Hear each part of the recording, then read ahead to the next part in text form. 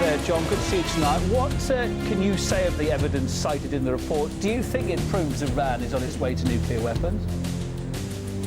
Well, that's what's interesting. Despite the media reports that are pro-war, and despite the saber-rattling by politicians, the report says no such thing. It doesn't say Iran's on the verge of having nuclear weapons. It doesn't even say Iran is nuclear capable. What it says is that past 2003, Iran has still been doing research on the information that it would need to reach nuclear weapons, and that it may still be doing so, but they can't prove it. That's what the report says. And by the way, I think we need to back up and sort of pan out here and think about the context through which this report is being released. The United States, no one should be surprised at the notion that the Iranians might have intents to have nuclear weapons. I mean, the United States policy towards Iran strongly influences it towards attaining a nuclear deterrent. If you look at a map of Iran, the United States has waged two aggressive, unnecessary wars on Iran's east and west coast. They constantly flood the Persian Gulf to Iran's south with thousands of Navy warships. They fund with money and weapons, dozens of client states around Tehran.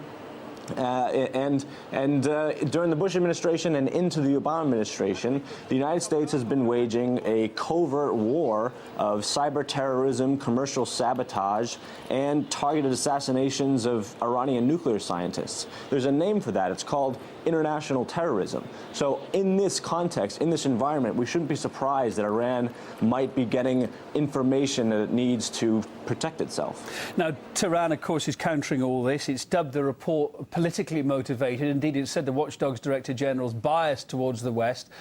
Do they have a point, do you think? Absolutely.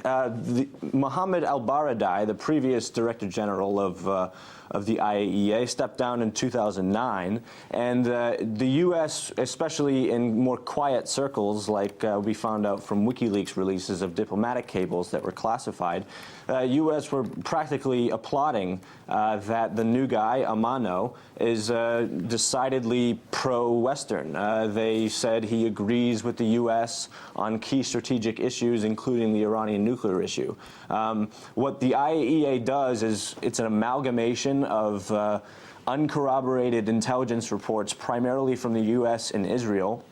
And the fact that the IAEA would collect these together and publicize them in order to sort of, rally against Iran is just, it's unfortunate. Analysts saying the West just wants a pretext to isolate or attack Iran, and comparisons with Iraq, of course, then can't help spring to mind. Do you think the situation could eventually go as far as what happened in Iraq? It's possible, but I think also if we look at what's going on, in fact, intelligence community in Israel and the United States and even the Pentagon is pretty strongly against going to war against Iraq. It's only the psychotic warmongering politicians in both countries, like Benjamin Netanyahu and many in the Obama administration and most leaders of Congress, they're the only ones that are really doing the saber rattling. They're the only ones that actually are calling for, or at least implying that we ought to have a military strike.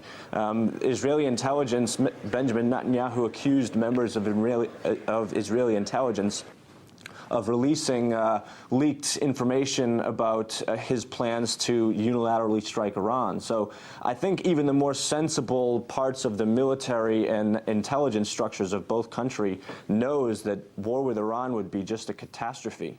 John Glazer, thanks for your comments. John Glazer, assistant editor at antiwar.com.